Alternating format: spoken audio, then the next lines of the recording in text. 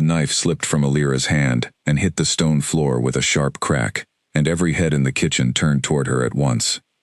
"Pick it up and keep your eyes down," hissed Mabel, the head cook, grabbing Alira's wrist so hard it left a mark. "Tonight of all nights, girl. Tonight you do not make a single sound." Alira bent down, retrieved the knife, and pressed her back against the cold stone wall. Above her, through the thick ceiling boards, she could hear the distant thump of music, the murmur of hundreds of voices, the clink of crystal glasses. The mating ball had begun, and the entire castle of Blackthorn had been holding its breath for a week in preparation. She did not understand why her hands were shaking. She was not attending the ball. She would never attend a ball like that.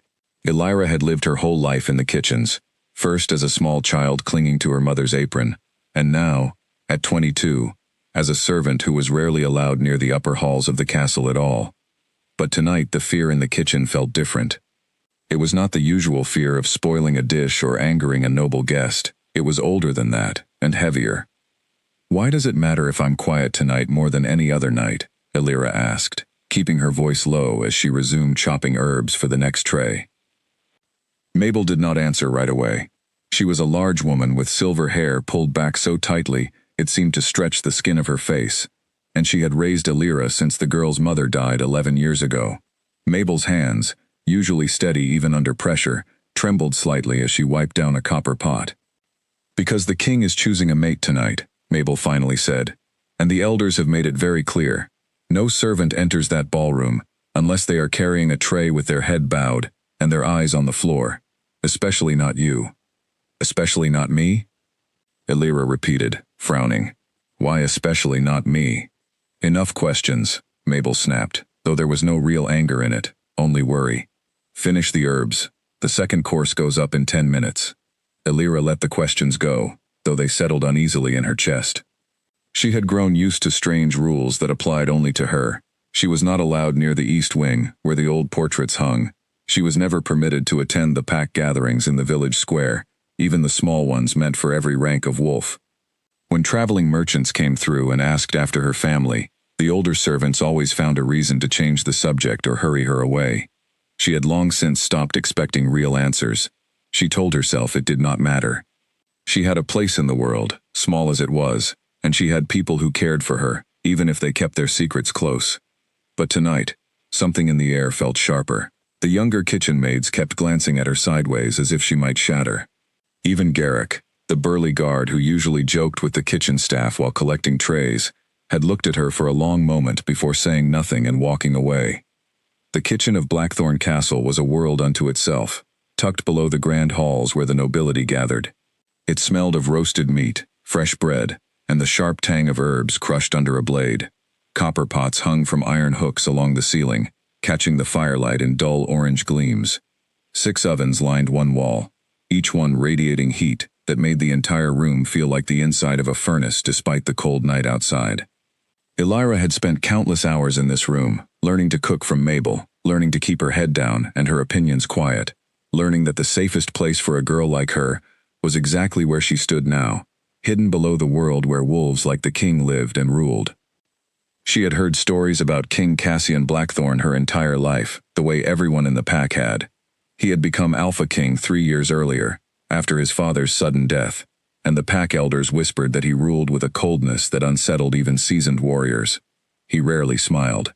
He rarely spoke more than necessary. And yet, when Elira had glimpsed him once from a high window, as he rode through the courtyard, she had felt something strange stir in her chest, something she could not name and did not want to examine too closely. It was foolish, she knew, a servant girl staring at a king. She had pushed the feeling away and never let herself think of it again. Tonight, according to the rumors that had spread through the entire castle like wildfire, Cassian would choose his queen. Packs from every corner of the kingdom had sent their most powerful daughters to compete for his attention. The Voss sisters had arrived 3 days ago, in a carriage lined with silver, each one more beautiful and more ruthless than the last. Charlotte Ashgrove, heir to the wealthiest pack in the north, had brought an entourage of 40 servants, just to manage her wardrobe. The Warden twins, Freya and Isla, were said to be fierce fighters, as well as stunning beauties, and their pack had spent a fortune ensuring their presence at the ball would not be forgotten. Elira had listened to all these details as she worked, the way she listened to most gossip, with mild curiosity and no real investment. None of it concerned her. She would spend the evening exactly as she always did, preparing food, carrying trays only as far as the kitchen doors, and falling asleep exhausted long before the ball ended. That was the shape of her life, and she had made a kind of peace with it. "Trays ready," Mabel called, and Elira lifted the silver platter of stuffed mushrooms she had spent the last hour preparing, careful not to disturb the delicate arrangement. "I'll take it to the doorway," Elira said, and Mabel gave a short nod, though her eyes lingered on Elira a moment longer than necessary. The kitchen doors led to a narrow servants' corridor that connected to the grand ballroom. Elira had walked this corridor hundreds of times over the years, always stopping at the swinging doors to hand off trays to servants stationed specifically for the ballroom itself. She was never permitted past that point. Tonight, as she approached, the music grew louder, and she caught fragments of laughter, the low hum of hundreds of conversations layered over each other, the occasional bright peal of a woman's voice rising above the rest. She paused at the doors, balancing the tray on one hip, and allowed herself a small glimpse through the narrow gap where the doors did not quite meet. The ballroom stretched out before her like something from a dream she had never dared to have. Enormous chandeliers dripped golden light across a sea of silk gowns and polished armor. Musicians played from a raised platform near the far wall, their instruments catching the light. Servants in crisp uniforms moved between the guests like ghosts, refilling glasses and clearing empty plates. And there, near the center of the room, surrounded by a circle of admirers and elders, stood the king. Elira had only ever seen him from a distance before, but even from here, through the narrow gap in the doors, she felt something shift inside her chest. Cassian Blackthorn stood taller than every man around him, his dark hair swept back from a face that looked as though it had been carved from stone rather than born of flesh. He wore black, unlike the colorful finery of his guests, and somehow that made him seem more commanding rather than less. His expression was unreadable, polite, in the careful way of someone performing a duty rather than enjoying an evening. A young woman in a deep red gown was speaking to him, gesturing animatedly, and Cassian nodded along with practiced patience, though his eyes kept drifting past her shoulder toward nothing in particular, as though he were searching for something the room did not contain. "Elira," a voice hissed behind her, and she startled, nearly dropping the tray. It was Nessa, one of the ballroom servants, her face flushed from the heat of the crowded room. "You know you're not supposed to look." "I wasn't looking at anything important," Elira said quickly, handing over the tray. "Just curious about the noise." Nessa took the tray, but did not immediately turn away. She studied Elira's face with an odd expression, something between pity and worry. "Just stay back in the kitchen tonight, all night. Don't come near these doors again, all right? Promise me." "Why does everyone keep saying things like that to me?" Elira asked, frustration creeping into her voice, despite her best efforts to remain calm. "What is it that everyone knows and I don't?" Nessa's mouth opened, as if she might finally answer, but then her eyes flicked toward something behind Elira, and her face paled. "I have to go. The tray. Please, Elira, stay in the kitchen." Before Elira could press further, Nessa disappeared through the swinging doors, leaving Elira alone in the narrow corridor, with only the muffled sound of music and laughter for company. She stood there a moment longer, staring at the doors, feeling a strange mixture of frustration and unease settle over her like a heavy blanket. She thought again of the king's face, the way his eyes had seemed to search the crowded room for something just out of reach. She told herself it meant nothing. Kings searched for many things. Perhaps he was simply bored of the ceremony already, tired of the endless parade of noble daughters vying for his attention. It had nothing to do with her. It could not possibly have anything to do with her. And yet, as she turned to walk back toward the kitchen, she could not shake the feeling that something had shifted in the air of the castle tonight, something that had been sleeping for a very long time, and was only now beginning, ever so slightly, to stir. Back in the kitchen, the pace had only intensified. Mabel barked orders to the younger staff, coordinating the timing of each course with the precision of a general commanding troops. Elira threw herself back into the work, grateful for the distraction, chopping vegetables and plating delicate pastries until her arms ached and her mind, mercifully, quieted. Hours passed in this rhythm, the kitchen a blur of heat and motion. Elira lost track of time, focused entirely on the tasks in front of her, and for a while, she managed to forget the strange unease that had gripped her earlier. It was only when Mabel called for a break, allowing the exhausted staff a few minutes to rest, that the feeling crept back in. Elira stepped outside through the kitchen's side door, into the cool night air of the small courtyard reserved for servants.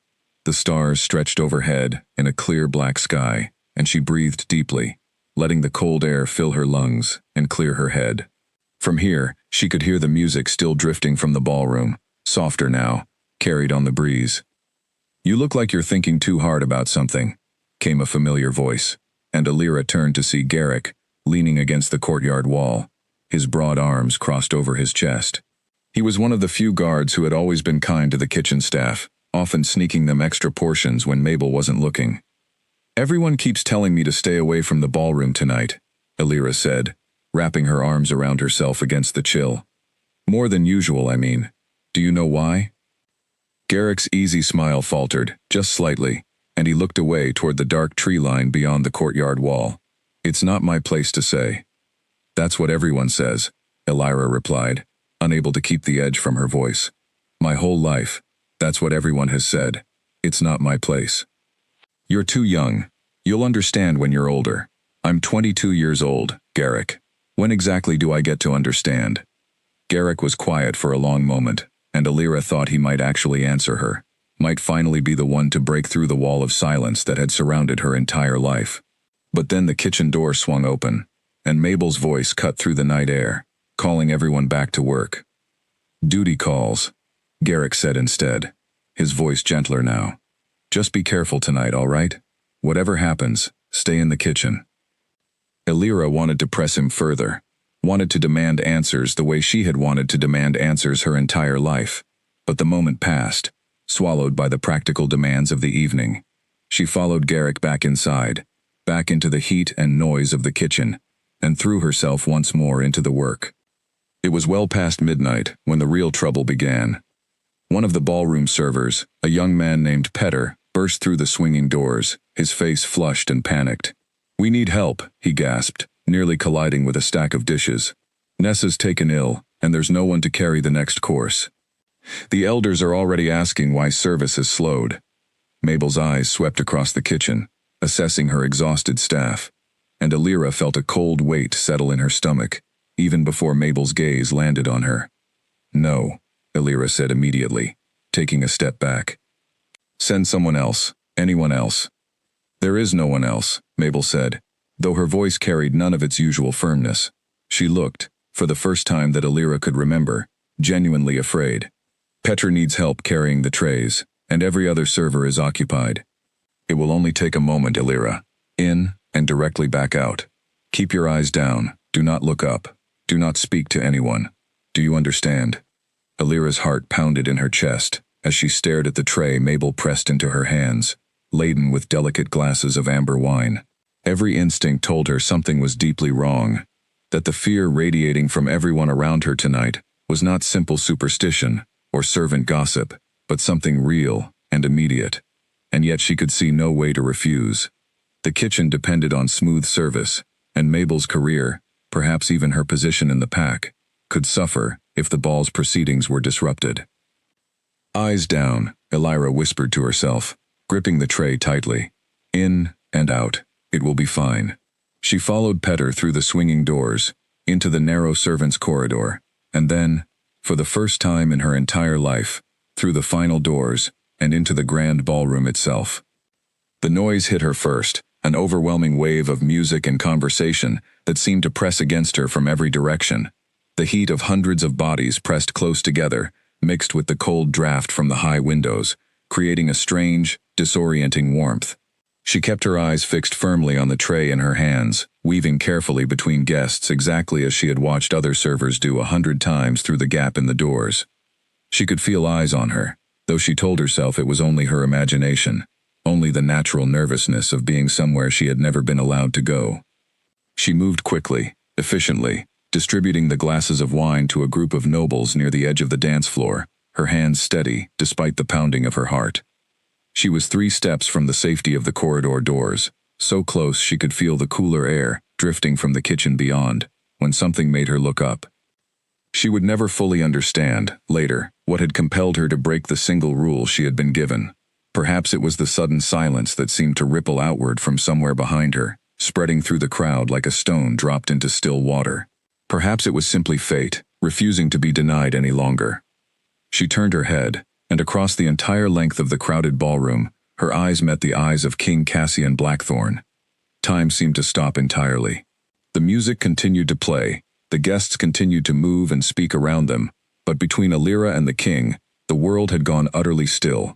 His dark eyes widened, just slightly, and something crossed his face that Alira could not name, something between shock and recognition, and a hunger so deep it made her breath catch in her throat. A hand closed around her arm, firm and urgent, and she was pulled backward through the swinging doors before she could fully process what had happened. Petter's face was white as parchment as he hauled her into the corridor. "What did you do?" he breathed, more statement than question, his eyes wide with something that looked almost like fear on her behalf. "What did you just do?" Behind them, through the closing doors, Alira thought she heard the king's voice rise above the music, sharp with command, though she could not make out the words. She stood frozen in the narrow corridor, her heart hammering against her ribs, the empty tray trembling in her hands. Whatever strange secret had surrounded her entire life, she understood now, without knowing any of the details, that it had just been irrevocably disturbed. And somewhere deep inside her chest, beneath the fear and the confusion, a single unfamiliar feeling had taken root, one she could not name and did not dare examine too closely. It felt, impossibly, like recognition. Alira did not sleep that night. She lay on her narrow cot in the small room she shared with 2 other kitchen maids, staring up at the cracked plaster ceiling, replaying the moment over and over in her mind. The king's eyes. The way the entire room had seemed to fall away, until there was nothing left but the 2 of them staring across an impossible distance. She told herself it meant nothing, that she had simply imagined the intensity of his gaze, that a king surrounded by hundreds of guests could not possibly have singled out a servant girl carrying a tray of wine glasses. And yet she could not stop thinking about it.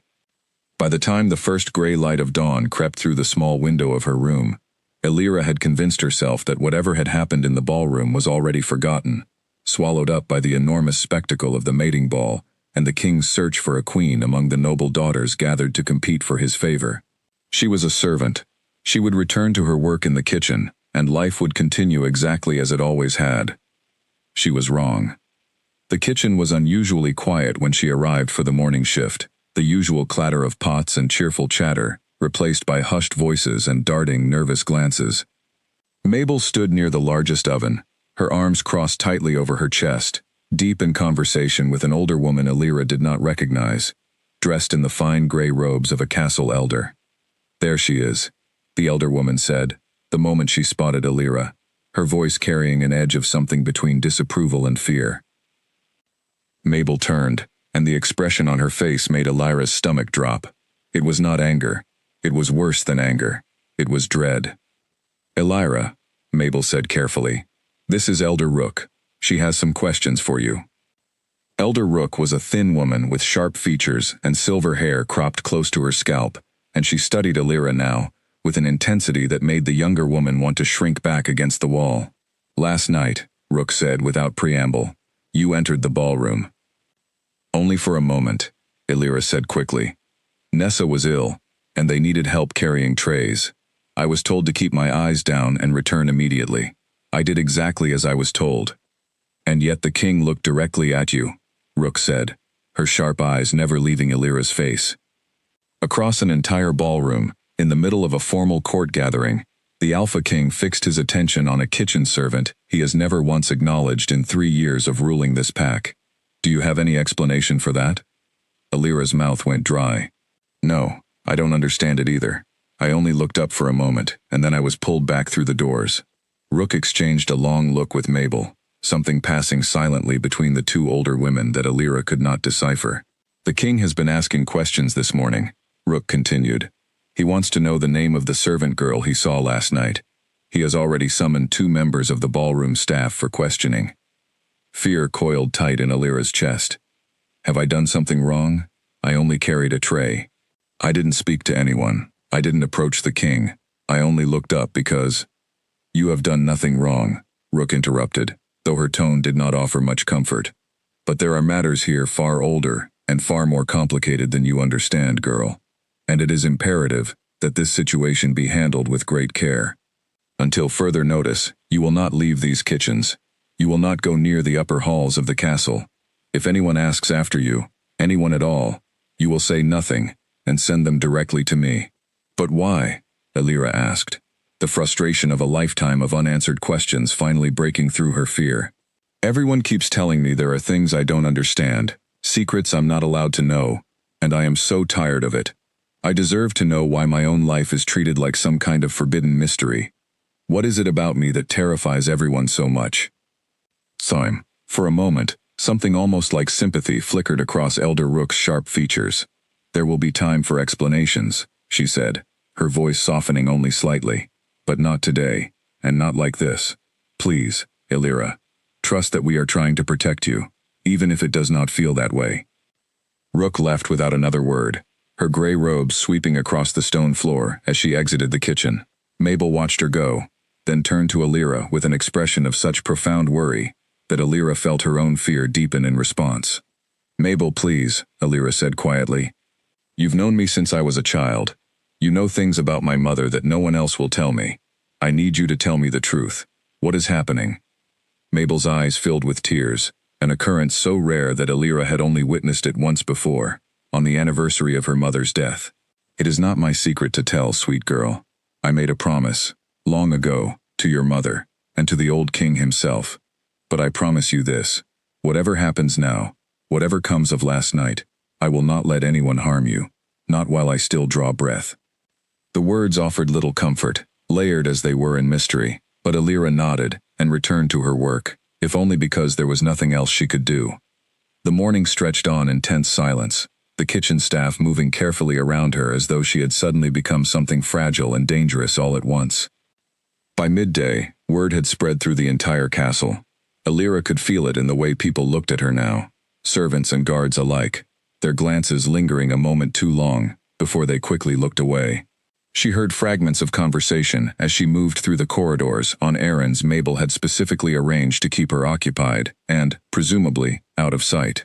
King refused to continue the ball's proceedings this morning, demanding to know who she is, and no one will give him a straight answer. Never seen him like this, not since his father died. Elira tried to ignore the whispers, tried to focus on the simple, familiar tasks in front of her, but the weight of the castle's collective attention pressed down on her like a physical thing. By the time evening arrived, she was exhausted, not from physical labor, but from the sheer effort of holding herself together under the strain of so many unanswered questions. She was scrubbing a large copper pot near the back of the kitchen, well after the dinner service had ended, when Garrick appeared at the side door, his expression grim. You should know, he said quietly, glancing around to ensure no one else was listening. The king canceled the rest of the mating ball tonight. Sent all the noble candidates back to their guest quarters without explanation. The elders are in an uproar. Some of the visiting packs are furious, saying it's a grave insult to send their daughters home without a proper conclusion to the ceremony. Elira set down her scrub brush, her hands trembling slightly. Because of what happened last night? Because he saw me? That's what everyone's saying, Garrick confirmed. Though no one seems to know why it matters so much. You're just a— He stopped himself, clearly reconsidering his words. Just a servant, Elira finished for him, though there was no bitterness in her voice, only exhaustion. I know what I am, Garrick. I've always known. But apparently that's not the whole truth, is it? Everyone keeps hinting at some deeper story, some secret about my family, and no one will simply tell me what it is. Garrick was quiet for a long moment, his jaw tight with the effort of holding back words he clearly wanted to say. It's not fair to you, he finally said. All of it, the way you've been kept in the dark your whole life. I don't know the full story myself, not really, but I know enough to say that you deserve better than this. Before Elira could respond, the kitchen door swung open again, and Mabel hurried in, her face pale and drawn. Elira, you need to come with me, now. What's happening? Elira asked, her pulse quickening. The elders have called an emergency meeting, Mabel said, already reaching for Elira's arm. And they've asked for you to be present. Elira's stomach dropped. Me? Why would they want me at an elders meeting? I've never even set foot in the council chamber. I don't know, Mabel admitted, and the honest fear in her voice did nothing to steady Elira's rapidly fraying nerves. But we don't have a choice. Come quickly, and whatever happens in that room, let me do the talking as much as possible. Do you understand? Elira nodded, though understanding felt like the furthest thing from what she actually possessed in that moment. She followed Mabel out of the kitchen, through corridors she had never walked before, deeper into the parts of the castle reserved for the pack's most powerful members. The stone walls here were lined with old tapestries and portraits, ancient and grand, depicting kings and queens from generations past. Elira caught fleeting glimpses of the paintings as she hurried past, and something about one particular portrait, an image of a woman with dark hair and familiar eyes, made her breath catch, though Mabel pulled her forward before she could get a proper look. The council chamber, when they finally reached it, was a circular room dominated by a long table of dark wood, around which sat a dozen elders in their formal gray robes. Elder Rook occupied the seat closest to the door, her sharp eyes tracking Elira's entrance with unreadable intensity. At the head of the table, standing rather than seated, arms crossed over his broad chest, was King Cassian Blackthorn himself. Elira froze in the doorway, her heart slamming against her ribs. Up close, without the crowded distance of the ballroom between them, the king's presence was overwhelming, in a way she had not been prepared for. He was taller than she had realized, his shoulders broad beneath his dark formal jacket, his expression carved from the same cold stone she remembered from the previous night. But his eyes, when they found her, held none of that coldness. They held something far more unsettling, an intensity so raw and immediate that Elira felt rooted to the spot, unable to move or look away. "You?" Cassian said, his voice low and controlled, though Elira could sense the effort it took him to keep it that way. "What is your name?" Elira glanced at Mabel, who gave her the smallest, most reluctant nod of permission. "Elira," she answered, her voice steadier than she felt. "Elira of the Kitchens, Your Majesty." Something flickered across Cassian's face at the sound of her name, a reaction so profound and immediate that several of the elders shifted uncomfortably in their seats. He took a step toward her, and Elira instinctively took a step back, though she was not certain if it was fear or something else entirely that drove the movement. "Elira," Cassian repeated, as though testing the shape of the word in his mouth. "And your mother?" What was her name? The question caught Elira entirely off guard. "My mother died when I was 11 years old, Your Majesty. Her name was Corinne." The reaction in the room was immediate and unmistakable. Several elders gasped audibly. Elder Rook closed her eyes as though bracing for impact, and King Cassian Blackthorn went utterly, completely still, his expression transforming from intense curiosity into something that looked, impossibly, like grief. "Corinne," he repeated softly, almost to himself. Then, louder, turning to face the assembled elders with fury blazing in his dark eyes. "Someone in this room is going to explain to me, right now, exactly why my father's true mate has a daughter serving in my kitchens, hidden from me for her entire life." The chamber fell into absolute ringing silence, and Elira felt the entire foundation of everything she thought she knew about herself begin to crack open beneath her feet. The words hung in the air of the council chamber like a struck bell, still ringing long after Cassian had spoken them. Elira stood frozen in the doorway, her mind struggling to process what she had just heard. Her mother, the king's father's true mate, none of it made any sense, and yet the horrified silence of the elders told her, more clearly than any words could, that it was true. "Someone answer me," Cassian said again, his voice dropping to something dangerously quiet, which somehow felt far more threatening than if he had shouted. Elder Rook rose slowly from her seat, her hands folded in front of her, in a gesture Elira recognized as an attempt to project calm she clearly did not feel. "Your Majesty, if we could discuss this matter privately, without—" "No," Cassian cut her off sharply. "I have spent 3 years ruling this pack while being told, again and again, that certain matters were not mine to question. I am done accepting that answer, Rook. Elira stays. You will explain, now, in front of her, exactly what has been hidden from both of us. Elira felt Mabel's hand tighten around her arm, a small gesture of support that she desperately needed in that moment. She had never seen anyone speak to the elders this way, had never imagined that anyone, even a king, would demand such transparency from the pack's oldest and most powerful members. Rook exchanged a long, weighted glance with the other elders seated around the table, and finally, with the air of someone surrendering a battle she had fought for a very long time, she nodded. 23 years ago, Rook began, her voice careful and measured. Your father, King Edmund Blackthorn, met a young woman named Corinne during a diplomatic visit to the Southern Territories. She was not of noble blood. She held no rank within her own pack beyond that of an ordinary healer. But when they met, the bond formed between them immediately and unmistakably. She was his true mate. Cassian's jaw tightened, but he said nothing, allowing Rook to continue. Your father was already betrothed at the time, Rook went on, to your mother, Queen Aveline, in a match that had secured a critical alliance between our pack and the Eastern Territories. That alliance prevented a war that would have devastated both packs. The council determined, and your father ultimately agreed, that the alliance could not be broken, regardless of the bond he had formed with Corinne. So he abandoned her, Cassian said flatly, and it was not a question. He tried to provide for her from a distance, Rook said, though even she seemed to hear how hollow the words sounded. Corinne was given a position within the castle staff, here in Blackthorn, close enough that your father could ensure her safety, though he could never publicly acknowledge the bond between them. When she gave birth to a daughter, Rook's eyes flicked briefly to Elira. The council made the decision that the child's existence needed to remain hidden entirely.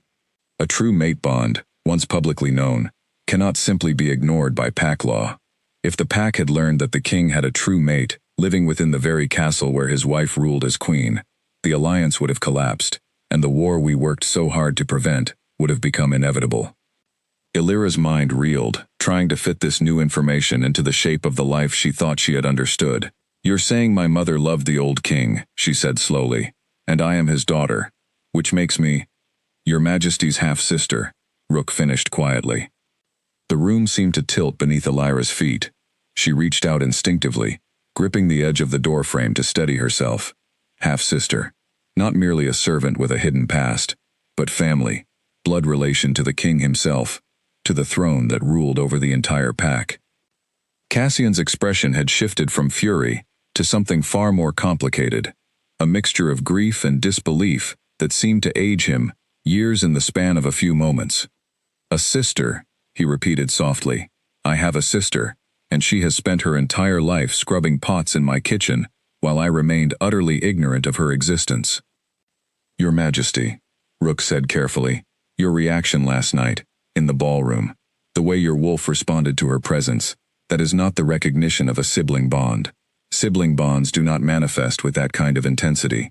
What you experienced last night felt like something else entirely, did it not? The question hung heavy in the room, and Elira watched as something crossed Cassian's face, an expression she could not fully interpret, though it made her own pulse quicken uncomfortably. I don't understand what you're suggesting, Cassian said, though his voice had lost some of its earlier certainty. True mate bonds, Rook explained slowly, occasionally, though very rarely, extend across generations, in unusual ways, when magic and blood intersect, as complicated as they have in this circumstance. It is possible, Your Majesty, that what you felt last night was not merely the recognition of a lost sibling, but the pull of your own true mate bond. The silence that followed was absolute. Elira felt heat rise in her cheeks, and she did not dare look up to meet Cassian's eyes, though she could feel his gaze fixed on her with an intensity that made the air in the room feel suddenly too thin to breathe properly. That is not possible, Cassian said finally, though his voice lacked real conviction. She is my father's daughter, my own blood, however distant. Pack law would never permit such a bond, even if it were true. Pack law, Rook said carefully, has provisions for exactly this kind of rare circumstance, though they have not been invoked in generations. But that is a matter for another discussion, Your Majesty, once cooler heads prevail. Tonight, I believe the more urgent matter is simply allowing you both time to absorb what has been revealed. Elira finally found her voice, though it came out smaller than she intended. I have questions. So many questions. About my mother. About why she never told me any of this. About why she stayed in this castle for years serving as a healer, instead of leaving to build a life somewhere she wasn't forced to hide. Your mother loved this pack, Rook said gently, her sharp features softening for the first time since Alira had met her. And she loved you fiercely, Alira. Everything she did to keep you safe. She knew that if the truth of your parentage ever became known while you were young and unprotected, you would become a target for anyone seeking to disrupt the alliance your father's marriage had secured. She chose silence, not out of shame, but out of love. Tears pricked at the corners of Alira's eyes, unexpected and overwhelming. She had spent 11 years mourning a mother she thought she understood completely, only to discover now that entire dimensions of Corinne's life had remained hidden even from her own daughter. Why does Mabel know all of this? Alira asked, turning to look at the cook who had raised her, who had kept this enormous secret locked away for over a decade. Mabel's eyes glistened with unshed tears of her own. Your mother and I were close friends, sweet girl. When she grew ill, she made me promise to look after you, to keep you safe and hidden, until you were old enough to understand the danger the truth might bring. I have carried that promise every single day since she passed, wondering if the day would ever come, when I would have to break my silence. Cassian had moved closer during this exchange, close enough now that Alira could see the details of his face that had been obscured by distance the previous night, the faint scar above his left eyebrow, the way his dark eyes held flecks of amber near the center. He studied her with an expression she could not quite categorize, somewhere between wonder and profound uncertainty. I owe you an apology, he said quietly, his voice softer than Alira had heard it before, stripped of the commanding authority he had wielded moments earlier. An apology on behalf of my father, who left you and your mother hidden away rather than acknowledging you both properly, and an apology on my own behalf, for 3 years of ruling this castle, while remaining entirely unaware that my own sister lived within its walls, denied even the basic comforts that should have been her birthright. I don't need your pity, Alira said, surprising herself with the sharpness in her own voice. The events of the evening had stripped away her usual careful deference, leaving something rawer and more honest in its place. I need honesty. I've spent my entire life being protected from truths that apparently everyone around me already understood. I would like, for once, to be trusted with the facts of my own existence. Something like respect flickered across Cassian's expression. That is fair, he said. More than fair. What would you like to know? Before Alira could respond, Elder Rook cleared her throat pointedly. Your Majesty, forgive the interruption, but there are practical matters that require immediate attention. The visiting packs have already been sent home from tonight's proceedings without explanation. Rumors are certainly spreading through the castle even now. We must decide, quickly, how this situation will be handled publicly, and how Alira's position within the pack will be formally addressed. Cassian's jaw tightened again, though this time the frustration seemed directed at the situation itself rather than at Rook. My sister will no longer live in the kitchens as a servant, he said firmly. That much is not open for debate. Your Majesty, another elder spoke up, an older man with a deeply lined face whom Alira did not recognize. If we elevate her position too suddenly, too publicly, we risk exposing the very secret that has protected the alliance with the Eastern Territories for over 2 decades. Queen Aveline may be gone, passed from illness 3 years past, but her family in the East retains significant influence. If they learn that your father's true mate bore a daughter who has now been elevated within this pack, they may view it as a grave insult, a public acknowledgement of infidelity they have never had to formally confront. So your solution, Cassian said, his voice icy, is to continue hiding my sister away, exactly as my father did to her mother? Our solution, the elder replied carefully, is caution, nothing more. Alira watched this exchange unfold with a growing sense of unreality, as though she were observing someone else's life rather than her own. 24 hours ago, her greatest concern had been finishing the evening's kitchen duties without incident. Now she stood at the center of a political crisis that threatened to unravel decades of careful diplomatic balance. I don't want to be the cause of conflict between packs, she said finally, cutting through the tension building in the room. If revealing my existence publicly creates danger, then perhaps the simplest solution is for things to remain as they were. I can return to the kitchens. No one needs to know what was discussed here tonight. Absolutely not. Cassian said immediately, with such firm conviction that Alira looked up at him in surprise. I will not spend one more day allowing you to remain hidden and unacknowledged simply because it is politically convenient for this council. There must be another solution, and we will find it. The elders exchanged uneasy glances, clearly unaccustomed to such open defiance from their king. Elder Rook finally sighed, rubbing her temples with visible exhaustion. Then perhaps, she said slowly, we table this discussion until morning, when everyone has had time to properly rest and consider the implications more clearly. Elira, she added, turning to face the young woman directly, you will not return to the kitchens tonight. I will have appropriate quarters prepared for you within the family wing. The family wing, Elira repeated, the words feeling foreign and impossible on her tongue. You are the king's sister, Rook said simply. Whatever complications arise from that fact, the basic truth of your birthright does not change. It is long past time you were treated accordingly, at least within the privacy of these walls, even if the wider pack remains uninformed for now. Elira looked to Mabel, seeking some kind of guidance in the chaos of the evening, and the older woman offered a small, tearful smile of encouragement. Go on, sweet girl. This is what your mother always hoped for, even if she never lived to see it happen. As the council meeting finally dissolved into smaller, quieter conversations among the elders, Elira found herself standing near the tall windows of the chamber, staring out at the dark courtyard below, trying to process the enormity of everything she had learned. She sensed Cassian's presence beside her before she heard him approach, and when she turned, she found him watching her with an expression of such careful, searching intensity that her breath caught in her throat. For whatever it's worth, he said quietly, I am glad it was you. Last night, in the ballroom, when I felt that pull toward you, I did not understand it, and it frightened me more than I would like to admit. But now, knowing what I know, I find that I am simply grateful. Grateful that my father's mistakes did not erase you entirely from my life, before I had the chance to know you exist.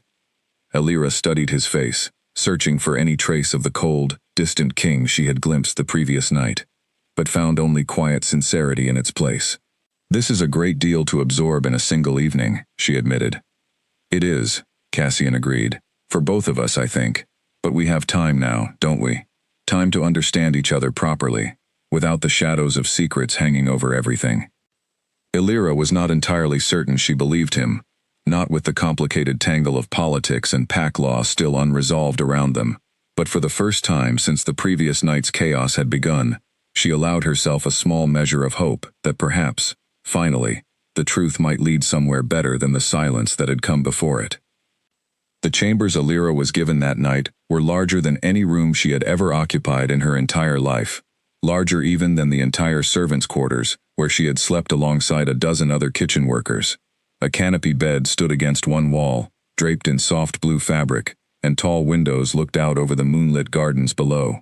She sat on the edge of the enormous bed for a long time after the servants who had prepared the room finally left her alone, simply staring at her surroundings, unable to fully accept that any of this belonged to her, even temporarily.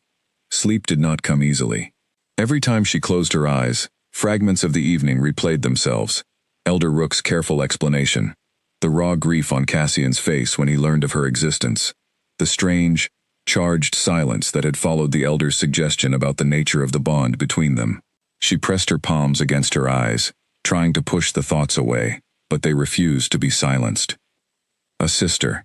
She was the king's sister, and yet the way he had looked at her, both in the ballroom the night before and again in the council chamber, held none of the simple warmth one might expect between siblings.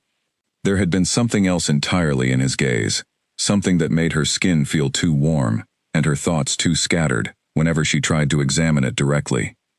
She finally drifted into a restless sleep sometime near dawn, only to be woken a few hours later by a soft knock at her door. She rose quickly, disoriented by the unfamiliar surroundings, and opened the door to find a young servant girl, perhaps 16 years old, standing with an armful of gowns. "Elder Rook sent me," the girl said, her eyes wide with obvious curiosity as she took in Elira's rumpled sleeping clothes. "She said you would need proper attire before breakfast." Elira accepted the gowns with a mixture of gratitude and discomfort, unaccustomed to being fussed over in this way. The fabric felt impossibly soft beneath her fingers.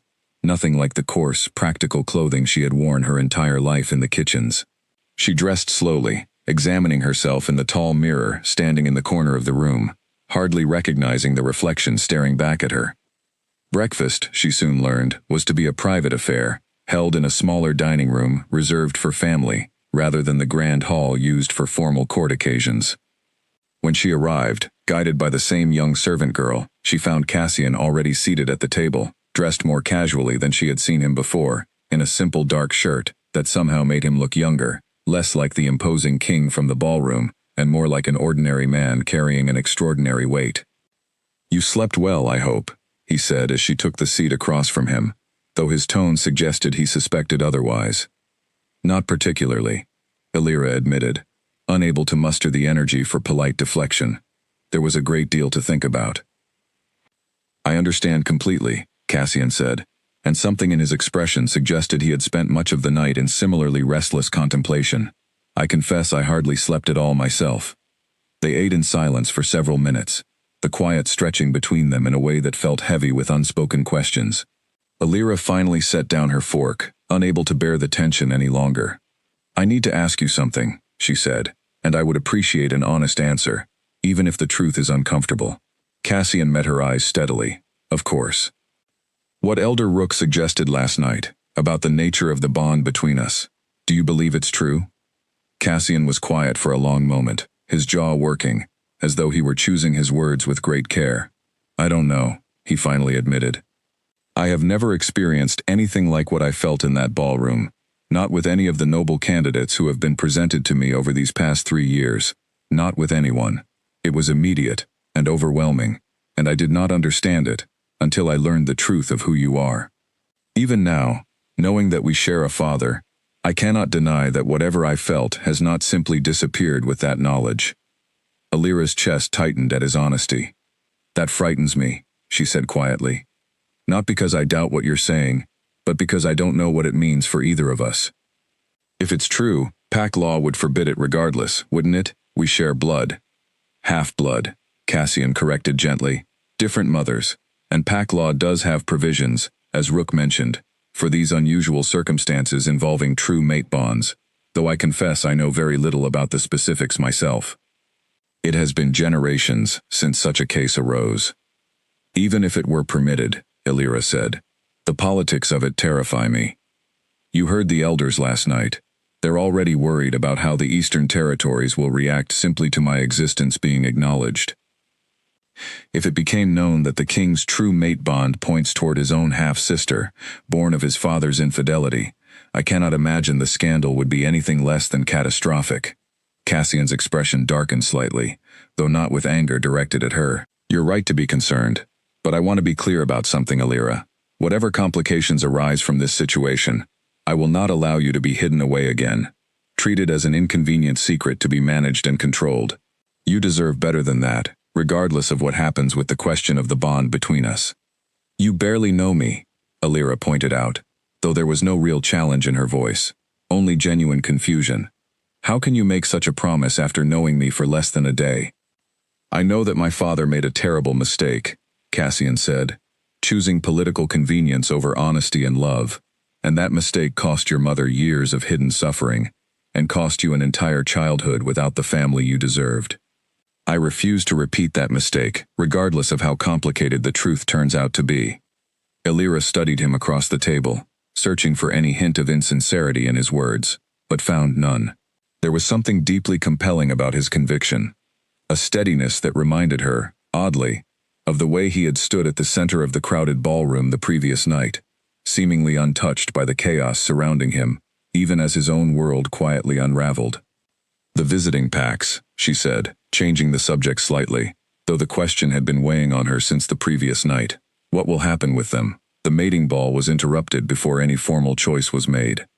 Cassian's expression grew troubled. "That is a problem I have not yet solved. The council will expect me to resume the proceedings, to choose a queen from among the candidates who traveled here specifically for that purpose. Several of the visiting packs have already sent messages expressing their displeasure at the interruption."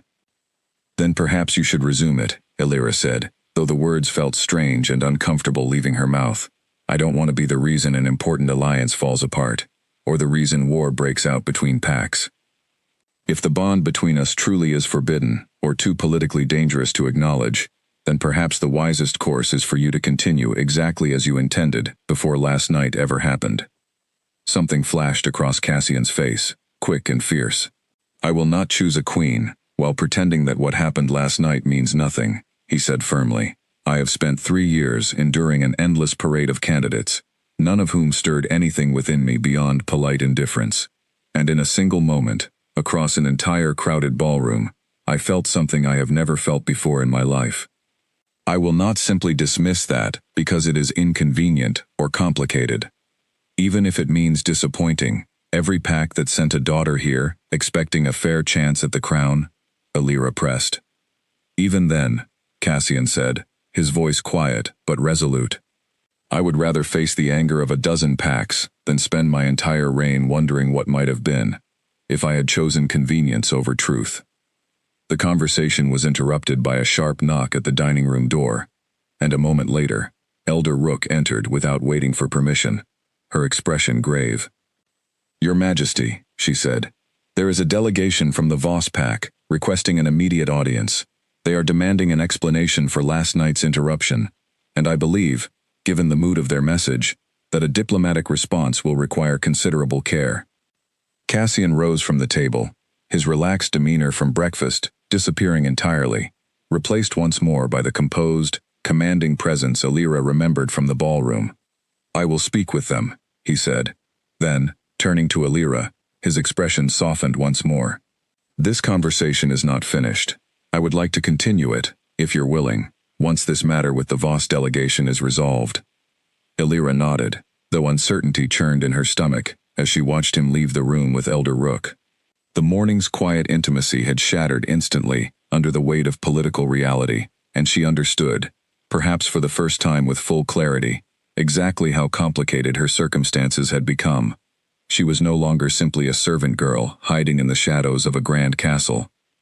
She was now, whether she wanted the role or not, a factor in the delicate balance of power that held the entire pack together. She spent the remainder of the morning alone, in her new chambers, restless and unable to settle into any productive task. She was accustomed to constant labor, to the physical demands of kitchen work that left little room for idle thought, and the sudden absence of that structure left her mind free to wander into anxious territory she would have preferred to avoid. Ishir, around midday, a soft knock interrupted her thoughts, and she opened the door to find Mabel standing in the hallway, a basket of fresh bread balanced on one hip, clearly having invented an excuse to check on her. I couldn't stay away, Mabel admitted, stepping into the room and setting down the basket. How are you managing, sweet girl? I hardly know, Alira admitted, sinking onto the edge of the bed. Everything has changed so quickly. Yesterday I was scrubbing pots and worrying about spoiling the second course. Today I'm apparently at the center of some kind of political crisis involving royal succession and forbidden bonds. Mabel sat beside her, taking her hand in a familiar, comforting gesture. Your mother would be proud of how you're handling all of this, she said gently. She always said you had more strength in you than you realized, even as a small child. Did she ever talk about him? Alira asked quietly. The old king, my father. Mabel's expression grew wistful. Rarely, and only ever late at night, when she thought I was already asleep. But I remember her saying once that loving him was the greatest joy and the greatest sorrow of her entire life, both at the same time. She never regretted the bond, even knowing it could never be publicly acknowledged. She only regretted that you would grow up without knowing your true heritage. Tears welled in Alira's eyes, and Mabel pulled her into a warm embrace, exactly as she had done countless times throughout Alira's childhood, comforting scraped knees and hurt feelings with the same steady, unconditional care. Whatever happens now, Mabel said softly, with the king, with the pack, with all of it, you are not alone in facing it. Do you understand?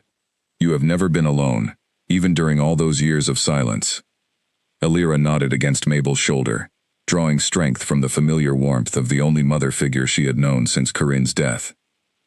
Outside the tall windows of her new chambers, she could hear the distant sounds of the castle continuing its normal rhythms, oblivious to the quiet upheaval unfolding within its walls.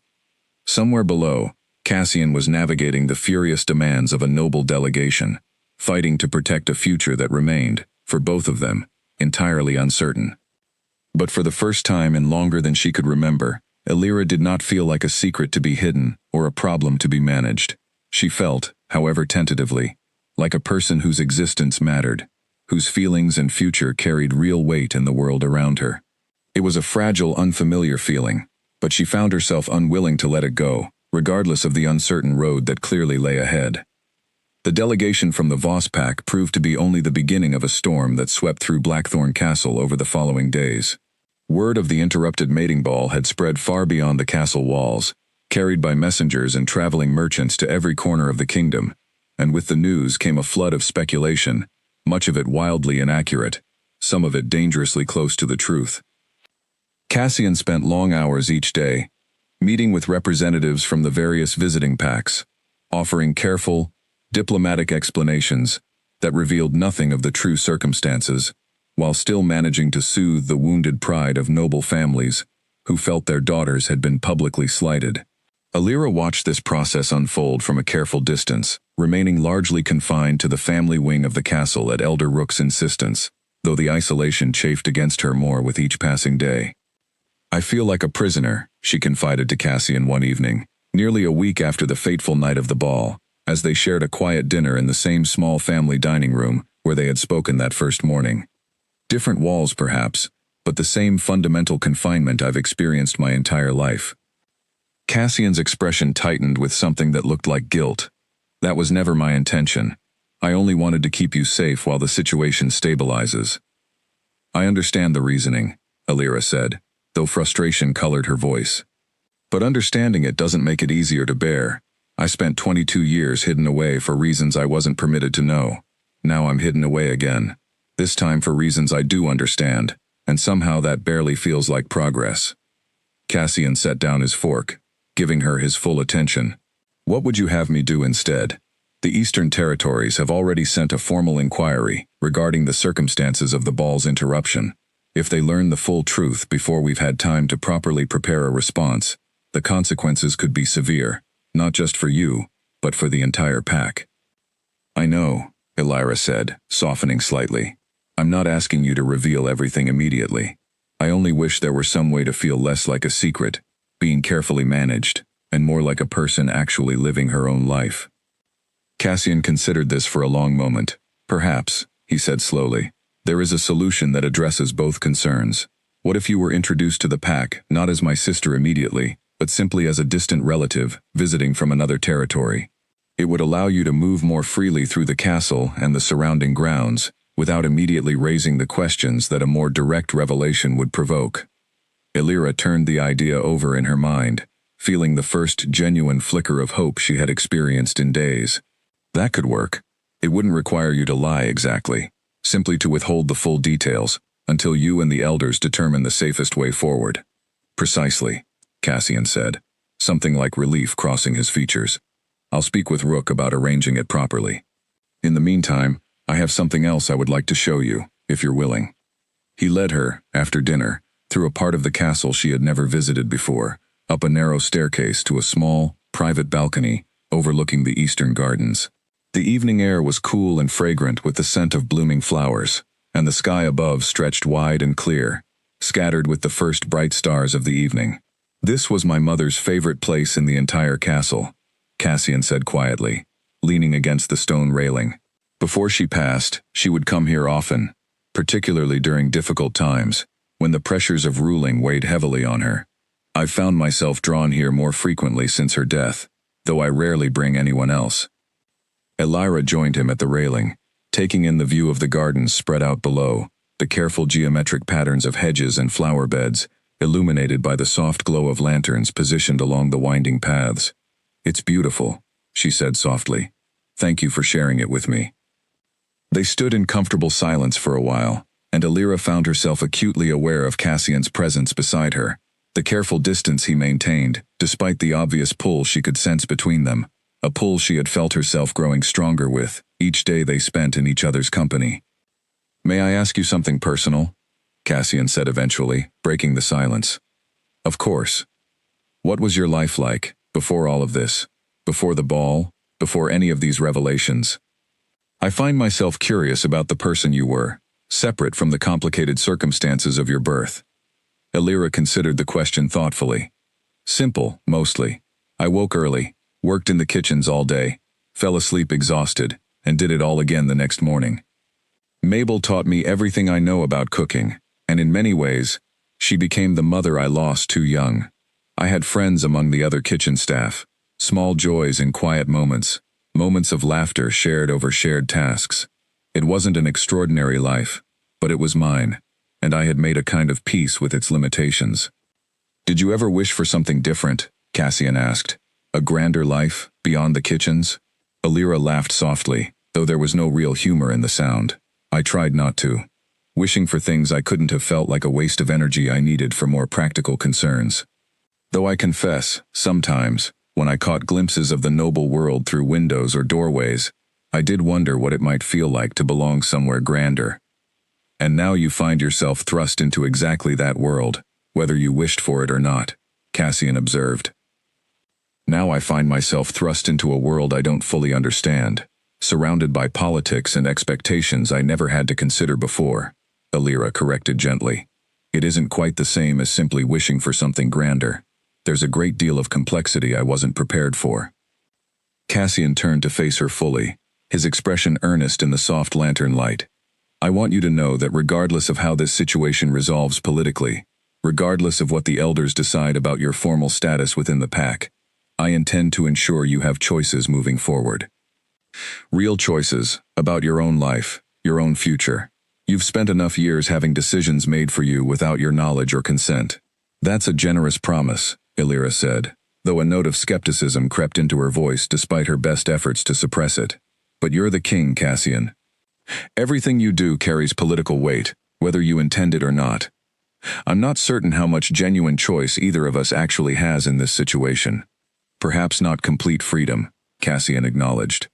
But more than you've had before, and I intend to fight for whatever measure of it I can secure, for both of us. The word both hung between them, heavy with implication, and Elira felt her pulse quicken, as Cassian's gaze held hers, steady and searching. Neither of them had spoken directly about the nature of the bond since that first morning, both seemingly reluctant to examine too closely something so complicated and potentially forbidden. But standing here, in the quiet privacy of the garden balcony, the unspoken tension between them felt almost tangible. Cassian, Elira said softly, what happens if the elders determine that pack law truly does forbid whatever this is between us? What happens then? His jaw tightened, and for a moment, something like pain flickered across his features. I don't know, he admitted honestly. I've tried not to think too far ahead, focusing instead on simply navigating each day as it comes. But I will tell you this. I have spent 3 years as king, making countless decisions for the good of this pack, sacrificing personal desires for political necessity, more times than I can easily count. If it comes to that choice again, regarding you, I cannot promise you that duty will win, as easily as it has in the past. The admission hung in the air between them, raw and honest, in a way that made Elira's chest ache, with a complicated mixture of hope and fear. She understood, with sudden clarity, that whatever was growing between them had already moved beyond simple curiosity, or the strange pull of an unexplained bond. It had become something far more significant and far more dangerous than either of them had perhaps intended. We should return inside, Cassian said finally, breaking the charged silence between them. Rook will be waiting to discuss the arrangements for introducing you to the wider castle. Elira nodded, though part of her wished they could remain longer in the quiet privacy of the garden balcony, suspended in this moment before the complicated realities of politics and pack law reasserted their inevitable claim on both their lives. As they made their way back through the winding corridors of the castle, she found herself thinking, with a mixture of excitement and dread, about what the coming days might bring, and whether the fragile hope building within her chest would survive whatever challenges still lay ahead. The plan to introduce Elira as a distant visiting relative lasted exactly 9 days before it collapsed entirely. It began innocently enough. Elira was given the name Elira Fenwick, a supposed cousin of Mabel's from a small territory in the north, visiting Blackthorn to learn proper household management under the guidance of the castle's head cook. It was a reasonable enough cover story, allowing Illyra to move more freely through the castle grounds, to sit in on smaller gatherings, even to walk the gardens without the constant scrutiny that had confined her to the family wing during those first difficult days. Cassian found reasons to seek her out during this period. Brief conversations in hallways that stretched longer than either of them intended, shared walks through the gardens that Elder Rook pointedly ignored despite clearly noticing the growing pattern. Illyra found herself looking forward to these small moments with an intensity that both thrilled and unsettled her, aware of exactly how complicated their circumstances remained, even as the connection between them deepened with each passing day. The unraveling began at a smaller gathering hosted in the castle's western hall, a modest social event compared to the grandeur of the mating ball, but still attended by several members of the visiting noble families who had remained in Blackthorn while diplomatic tensions were carefully smoothed over. Illyra attended as Illyra Fenwick, dressed in one of the fine gowns provided for her, standing near the edge of the gathering and doing her best to remain unobtrusive. She had not anticipated encountering Charlotte Ashgrove, one of the noble candidates who had traveled specifically for the mating ball, still lingering in Blackthorn while her family negotiated the terms of their continued alliance following the ball's disruption. "You seem familiar," Charlotte said, approaching Illyra with a calculating expression that immediately put Illyra on edge. "Have we met before?" "I don't believe so," Illyra said carefully, offering a polite smile she hoped concealed her growing unease. "I've only recently arrived from the north." Charlotte's sharp eyes studied her with unsettling intensity. "Strange. I could have sworn I saw you before, carrying a tray of wine glasses the night of the ball, just before everything fell apart so unexpectedly." Illyra's blood ran cold, but she forced herself to maintain her composed expression. "I'm afraid you must be mistaken. I only arrived in Blackthorn a few days ago." Charlotte did not seem entirely convinced, but she allowed the matter to drop, at least for the remainder of the evening. Illyra left the gathering as soon as she reasonably could, her heart still pounding from the close encounter, and immediately sought out Cassian to warn him of what had happened. "This is exactly what Rook feared," Cassian said grimly, once Illyra had relayed the conversation. "Charlotte Ashgrove is sharp, and her family has significant influence. If she begins asking questions, digging into the true identity of Illyra Fenwick, our carefully constructed cover story could unravel very quickly." "What do we do?" Illyra asked, anxiety tightening her chest. "I don't know yet," Cassian admitted, "but I will speak with Rook immediately. Perhaps it's time to consider a more permanent solution, rather than continuing to maintain a fiction that grows more fragile with each passing day." The council convened again that same evening, a smaller gathering than the emergency meeting held the night everything had first been revealed, but no less tense in its atmosphere. Illyra sat at the long table this time, no longer relegated to standing uncertainly in the doorway, though the weight of the elders' collective attention still pressed heavily upon her. "Charlotte Ashgrove is not a fool," Elder Rook said, addressing the assembled council with obvious frustration. "If she has already begun to suspect the truth, it is only a matter of time before she, or someone else, pieces together the full picture. We cannot continue relying on a fabricated identity that grows weaker with every social interaction." "Then what do you propose?"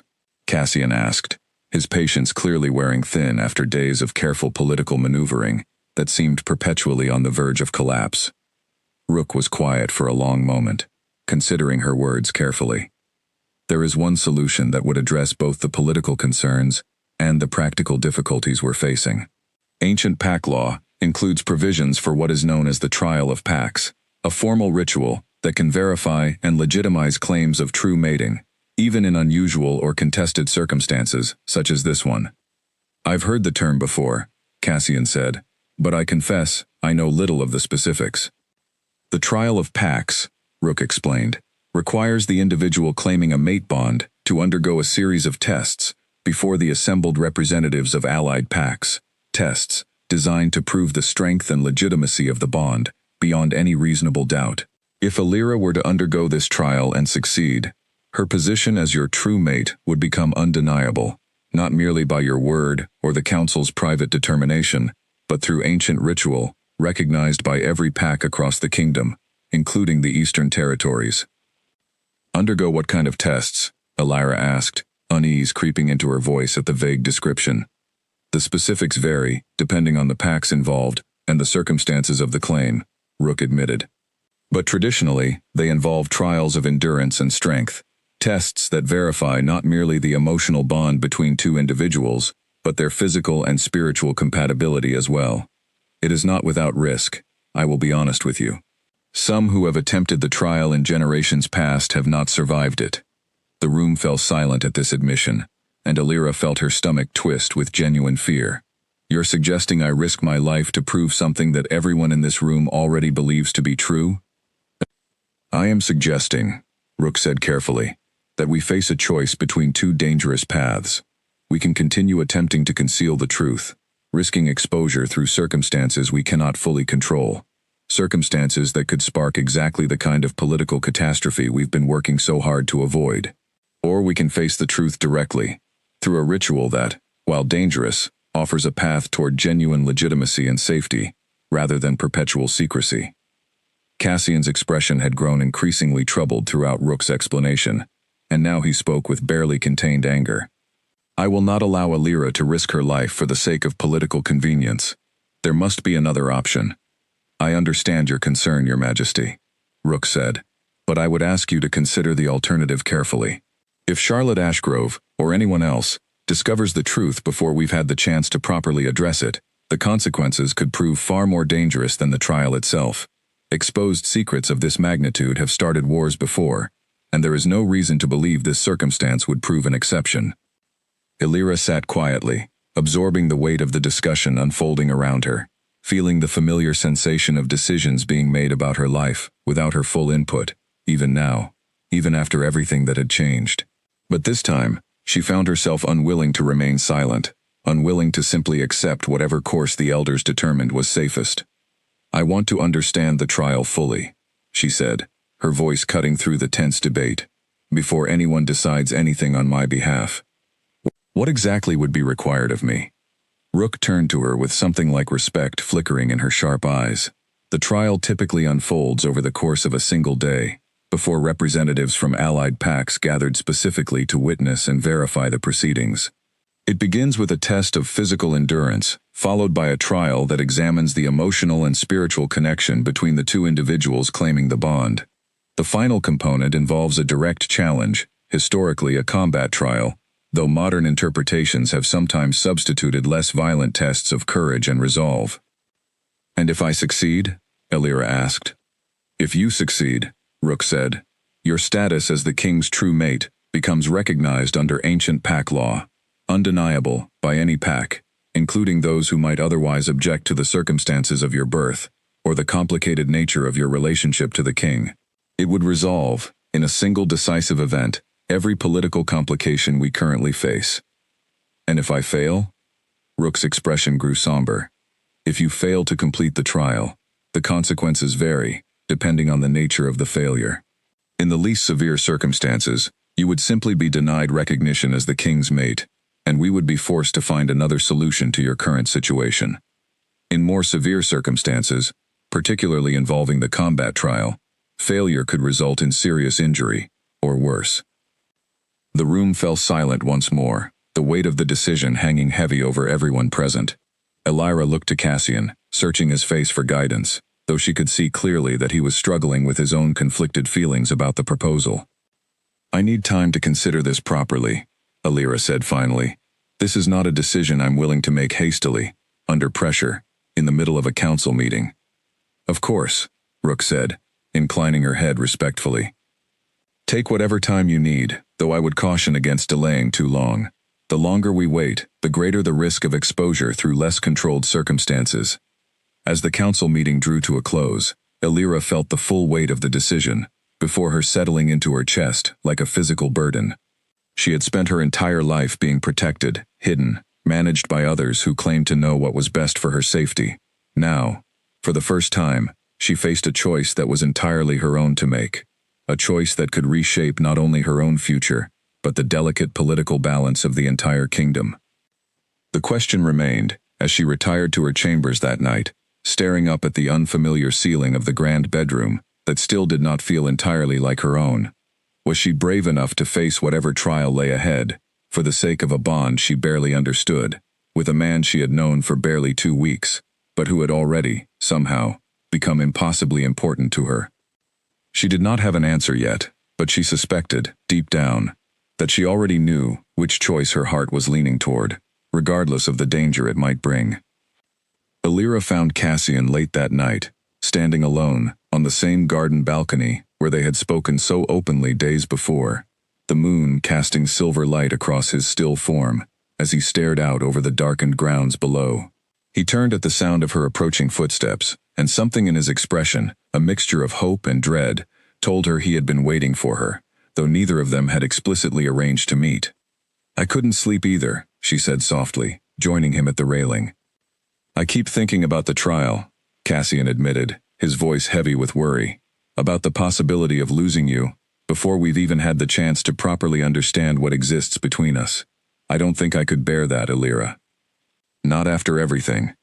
"I know the risks," Illyra said. "Rook explained them clearly enough, but I also understand what continuing to hide would cost us, and I'm not certain that path is any safer, truly, in the long run." Cassian turned to face her fully, his expression earnest in the pale moonlight. "There is something I need to say to you, before you make any final decision about the trial. Something I should have said days ago, but have been too cautious, too afraid of the complications, to voice properly." Illyra's heart quickened. "What is it?" "I love you," Cassian said simply, the words carrying a weight and sincerity that left no room for doubt. "I know it seems impossibly fast, given everything that has happened in such a short span of time.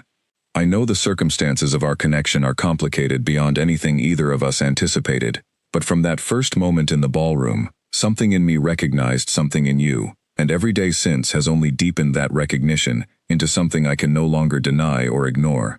Whatever the trial reveals, whatever Pack Law ultimately determines, I need you to know that my feelings are genuine, not merely the product of some mystical bond neither of us fully understands." Tears welled in Illyra's eyes, and she found herself unable to speak for a long moment, overwhelmed by the raw honesty of his declaration. "I feel it too," she finally managed, her voice trembling slightly. "I've tried to convince myself it was simply the strangeness of the bond, or the overwhelming nature of everything happening around us. But it's more than that, isn't it? It's you, specifically, the way you listened when I asked for honesty. The way you refused to let the elders hide me away again, even when it would have been politically easier. I don't think I could walk away from this now, even if I wanted to." Cassian reached out slowly, giving her every opportunity to step back if she wished, and gently took her hand in his. "Then let us face the trial together," he said. "Not as a political solution imposed by the council, but as a genuine choice we make for ourselves, for the future we want to build, regardless of the risks involved." "I'm frightened," Illyra admitted, though she did not pull her hand away from his. Rook made it clear that failure could mean serious injury, or worse. "I know," Cassian said, "and I will not pretend that fear is unreasonable. But I also know that whatever challenges the trial presents, we will not face them entirely alone. I intend to stand beside you throughout every part of the process that permits it, and even in the parts where I cannot directly intervene, my faith in your strength remains absolute." Illyra studied his face in the moonlight, searching for any trace of doubt or hesitation, but found only steady conviction. "Then I'll do it," she said finally, the decision settling into her chest with a surprising sense of clarity, despite the fear that still lingered beneath the surface. "I'll face the trial of Pax, not because the elders have decided it's the safest political solution, but because I refuse to spend the rest of my life wondering what might have been, if I had chosen safety over truth." Cassian's expression flooded with relief, and something deeper, more profound, and he raised her hand to his lips in a gesture of gratitude and reverence that made Illyra's breath catch in her throat. "Thank you," he said softly, "for your courage and for your trust. I promise you, I will do everything within my power to ensure this decision does not become a mistake we both come to regret." They stood together on the balcony for a long while after that, the weight of the coming trial settling over them both, but tempered now by the shared understanding of exactly what they were fighting for.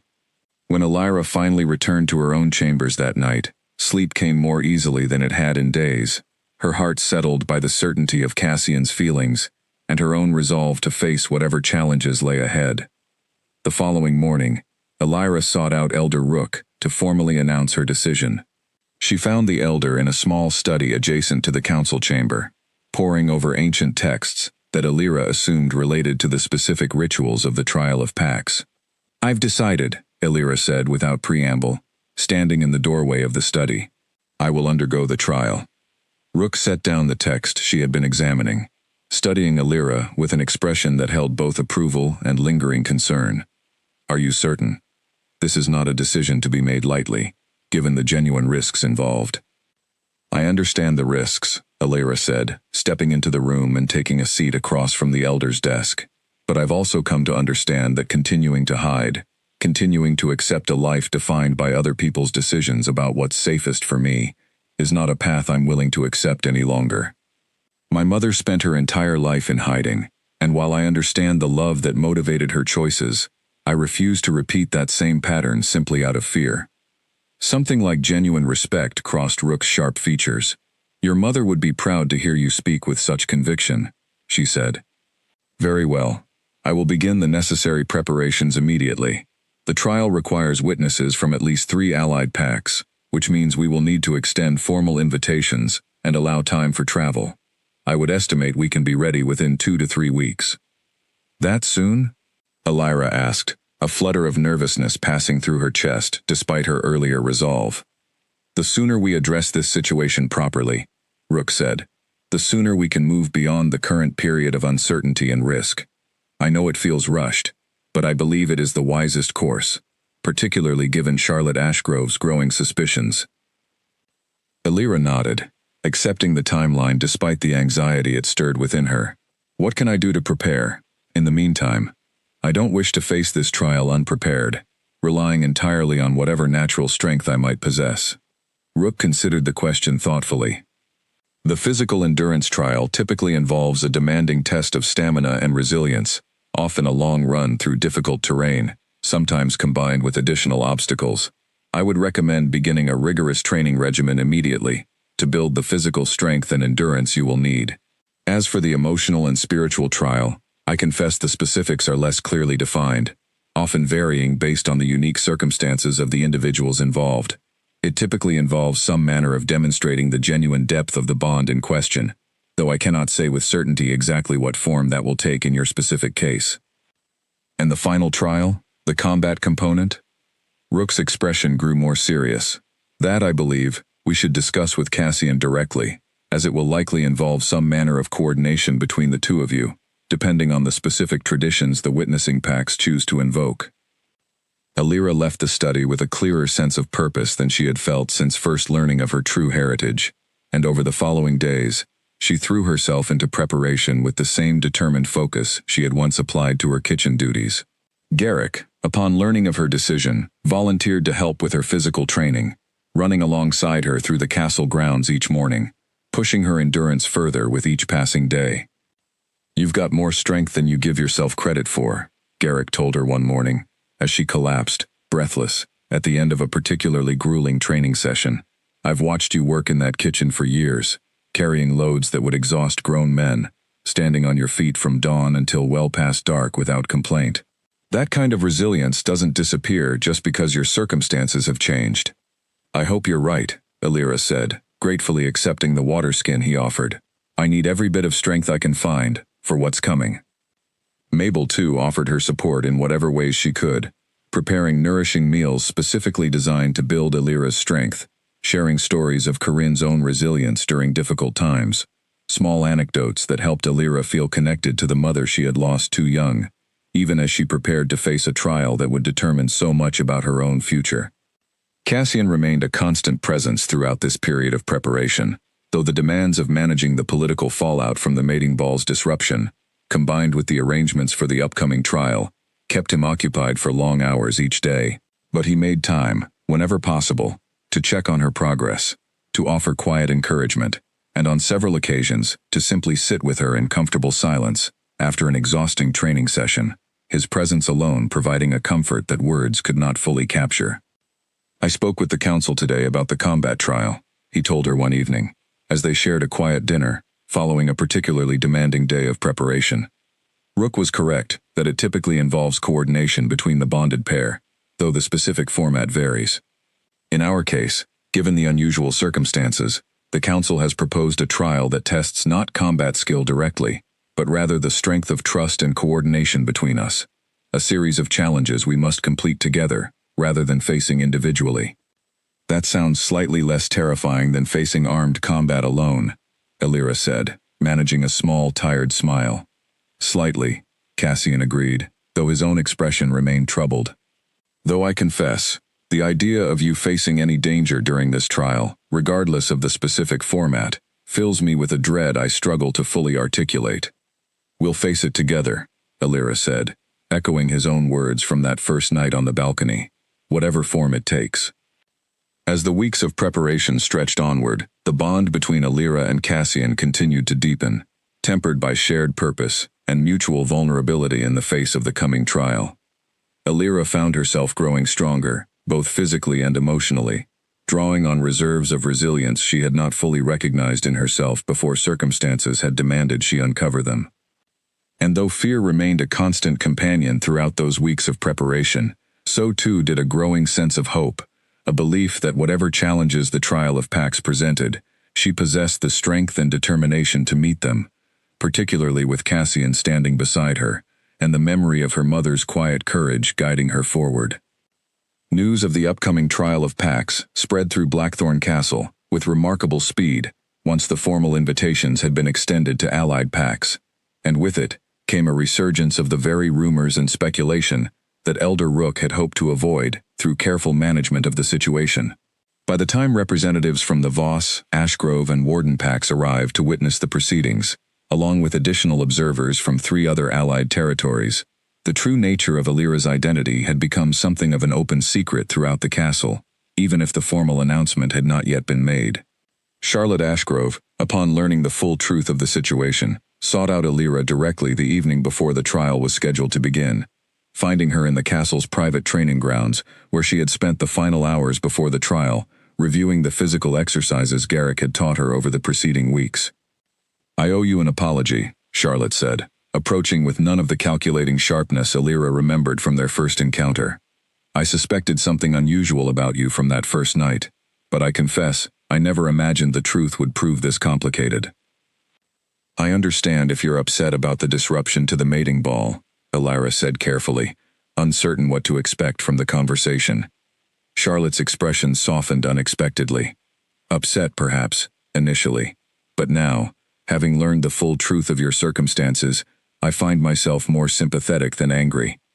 It cannot have been easy, growing up hidden away, only to have your entire world upended so suddenly. I wish you genuine success tomorrow, Alira. Whatever the political complications, you deserve the chance to claim the life that should have been yours from the beginning. The unexpected kindness left Alira somewhat unsteady, though grateful, and she offered her thanks before Charlotte departed, leaving her once more alone with her thoughts and the mounting anxiety of the trial ahead. The morning of the trial arrived with a clarity and crispness that felt almost cruel in its beauty, the sky stretching clear and blue above the castle grounds, entirely indifferent to the enormous stakes riding on the day's proceedings. Alira woke before dawn, unable to sleep further despite the exhaustion of the preceding weeks of preparation, and dressed in the simple, practical clothing Rook had provided specifically for the trial's physical components. Mabel arrived shortly after sunrise, her eyes red-rimmed from what was clearly a sleepless night of her own worry, carrying a small breakfast that Alira forced herself to eat despite her lack of appetite. "Your mother faced difficult trials of her own, in her own way," Mabel said, sitting beside Alira as she picked at the meal. "Hiding her love, raising you in secret, carrying the weight of an impossible situation, with grace and quiet strength. Whatever happens today, know that you carry her courage within you, sweet girl." The words offered a measure of comfort, and Alira found herself drawing on the memory of her mother's resilience as she made her way, alongside Mabel, toward the castle's great outer courtyard, where the assembled witnesses from the various allied packs had already gathered to observe the proceedings. The courtyard had been transformed for the occasion, marked with a ceremonial circle at its center, surrounded by tiered seating that accommodated the noble observers and pack representatives who had traveled specifically to witness the trial. Alira spotted Cassian near the center of the circle, dressed simply despite his royal status, his expression a careful mask of composure that did little to hide the tension evident in the set of his shoulders. Elder Rook stood at the edge of the circle, ready to formally open the proceedings, and as Alira took her place beside Cassian, the elder raised her voice to address the assembled crowd. "We gather here today," Rook announced, her voice carrying clearly across the courtyard, "to witness the trial of Pax, an ancient ritual invoked to verify and legitimize a claim of true mating under unusual and complicated circumstances. Alira, daughter of Corinne, born of King Edmund Blackthorn through a bond that circumstances of politics and alliance prevented from public acknowledgement, now stands ready to prove her connection to King Cassian Blackthorn through the trials our ancestors established for exactly such contested claims." A murmur rippled through the assembled crowd at this formal confirmation of rumors that had circulated for weeks, but Rook continued without pause, outlining the three components of the trial that Alira would need to complete over the course of the day. The first trial, the test of physical endurance, required Alira to complete a demanding course through the forested hills beyond the castle grounds, navigating difficult terrain and obstacles designed to test her stamina and resilience. She set off at Rook's signal, her heart pounding with a mixture of adrenaline and lingering fear. But the weeks of training with Garrick had prepared her body well for the physical demands ahead. The course proved brutal, testing every ounce of strength and determination she had cultivated over the preceding weeks. Steep inclines gave way to treacherous descents, and obstacles required her to climb, crawl, and push through exhaustion that threatened, at several points, to overwhelm her entirely. But she thought of her mother, of the quiet courage Corinne had demonstrated throughout her own difficult life, and she pushed forward, refusing to let exhaustion claim victory over her resolve. She crossed the finish line to the sound of applause from the assembled witnesses, her body trembling with fatigue, but her spirit buoyed by the successful completion of the trial's first component. Cassian rushed to her side the moment she crossed the threshold, offering water and quiet words of encouragement as she caught her breath. "You did wonderfully," he said, his relief evident in every line of his face. "How do you feel?" "Exhausted," Alira admitted, managing a weak smile despite her fatigue, "but proud. One trial complete." The second trial, the test of emotional and spiritual bonding, proved less physically demanding, but no less challenging in its own way. Alira and Cassian were led to the center of the ceremonial circle, where an elder from the Warden Pack, skilled in the ancient rituals of bond verification, guided them through a series of questions and exercises designed to reveal the genuine depth of connection between them. They spoke openly, before the assembled witnesses, of their feelings for one another, of the moment their eyes had first met across the crowded ballroom, of the weeks of growing understanding and affection that had followed. The Warden Elder observed closely throughout, occasionally asking probing questions that required both Alira and Cassian to demonstrate a level of vulnerability neither had anticipated needing to display so publicly. "The bond you describe carries the unmistakable markers of genuine mating," the Warden Elder finally announced, after nearly an hour of careful examination. "The emotional and spiritual trial is complete, and successfully passed." Relief flooded through Alira at this second confirmation, though the day's most challenging trial still remained ahead. As the afternoon light began to shift toward the golden hues of early evening, Elder Rook called for a brief respite before the final component of the trial commenced, giving both Alira and Cassian a chance to rest and prepare for what remained the most physically demanding and potentially dangerous portion of the day's proceedings. "You've done remarkably well so far," Cassian told her, as they sat together in the shade of a small pavilion erected near the edge of the courtyard, sharing a simple meal that Alira found she actually had an appetite for, now that 2 of the 3 trials had been successfully completed. "I confess I underestimated just how strong you truly are, even after everything Rook told us about your resilience." "I had good teachers," Alira said, thinking of Garrick's patient guidance during their weeks of training, of Mabel's steady support, of the memory of her mother's quiet courage that had sustained her throughout the day's trials so far, and a great deal of motivation to succeed. "The final trial," Cassian said, his expression growing more serious, "will require the 2 of us to work together, coordinating our movements, and trust in ways we haven't yet had the chance to practice." Rook mentioned this morning that the specific format has been left somewhat flexible, to be determined by the witnessing packs based on tradition and the unique circumstances of our situation. Before Alira could respond, Elder Rook approached, her expression grave.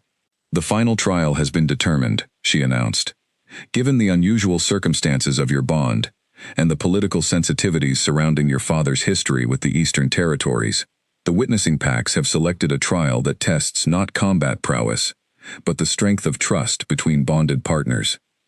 You will be required to cross the castle's old rope bridge, spanning the deep ravine at the edge of the eastern grounds, blindfolded, guided only by your connection to one another and the strength of the bond you claim to share." Elira's stomach dropped at the description. She had crossed that rope bridge before, during her years working in the castle, and even with full sight, the ancient structure swayed precariously above a ravine, deep enough to cause serious injury, or worse, to anyone who fell. "Blindfolded," she repeated, her voice tight with barely concealed fear. "The trial tests trust," Rook confirmed. "Trust in your partner's guidance, trust in the bond itself, to see you safely across, even when your own eyes cannot. It is considered one of the most sacred and revealing trials in our ancient traditions, reserved specifically for claims involving true mate bonds." Cassian's expression had grown pale at the description, and Elira could see the same fear reflected in his eyes that churned within her own chest. But beneath the fear, she also recognized a steady resolve, the same determination that had carried her through the physical and emotional trials already completed that day. "We can do this," she said, reaching for his hand, drawing strength from the physical connection between them. "Together, exactly as we planned from the beginning." Cassian's fingers tightened around hers, his expression firming with matching resolve. "Together," he agreed. "Whatever comes." As the sun began its final descent toward the horizon, casting long shadows across the castle grounds, Elira and Cassian made their way toward the eastern ravine, the assembled witnesses following at a respectful distance, ready to observe the final, most dangerous trial of the day. The ancient rope bridge stretched before them, swaying gently in the evening breeze, spanning a drop that Elira knew, even without being able to currently see it, plunged deep enough to prove fatal to anyone who lost their footing. Elder Rook approached with 2 dark cloth blindfolds, her expression solemn, as she prepared to bind their sight for the trial ahead. "Remember," she said quietly, "the bond will guide you, if it is truly as strong as you both believe. Trust in each other, and trust in the connection that brought you together, despite every obstacle placed in your path." As the blindfold settled over her eyes, plunging Elira into complete darkness, she felt Cassian's hand find hers once more, steady and reassuring, despite the danger that lay ahead. Somewhere in the darkness beyond her sight, the ancient bridge waited, ready to test the truth of everything they had discovered together over the preceding weeks. "Ready?" Cassian's voice asked softly, close beside her. Elira took a deep breath, drawing on every ounce of courage she had cultivated throughout the day's trials, and nodded, though she knew he could not see the gesture any more than she could see him. "Ready," she confirmed, her voice steady, despite the fear still churning beneath the surface. "Let's cross together." The first step onto the ancient rope bridge sent a jolt of pure terror through Elira's entire body. Without her sight to orient her, the gentle sway of the wooden planks beneath her feet felt far more pronounced, an unsteady rocking motion that made her stomach lurch with each careful movement forward. She gripped the rope railings on either side with white-knuckled intensity, acutely aware of the empty air stretching beneath her, the deep ravine she could not see but knew waited below, ready to punish any misstep. "I'm right here," Cassian's voice came from just ahead of her, steady and calm despite the danger of their situation. "Follow the sound of my voice, and trust the rope beneath your hands. We'll take this slowly, one step at a time." Elira forced herself to focus on his voice, using it as an anchor amid the disorienting darkness of the blindfold and the treacherous uncertainty of the swaying bridge. She took another careful step forward, then another, her bare feet finding purchase on the wooden planks through years of instinct rather than sight. "You're doing wonderfully," Cassian encouraged, his voice moving further ahead as he continued his own careful progress across the bridge. "Just a bit further, and then we'll need to navigate around a section where several planks have weakened with age. I'll guide you through it when we reach that point." The wind picked up as they moved further out over the ravine, tugging at Elira's clothing and hair, adding another layer of sensory disorientation to the already terrifying crossing. She could hear the assembled witnesses far below, and behind them, their voices carried away by the same wind that threatened to unbalance her precarious footing, and she forced herself to block out every distraction beyond Cassian's steady voice and the rough texture of the rope beneath her hands. "There's a gap coming up," Cassian said, his voice tight with concentration. "About 3 steps ahead of your current position. You'll need to take a slightly larger stride to clear it safely. Can you feel the rope tension shifting slightly to your left? That will guide you toward the safer section of planking." Alira reached out cautiously with her foot, feeling for the subtle changes in the bridge's structure that Cassian had described, trusting his guidance completely despite her inability to see the danger herself.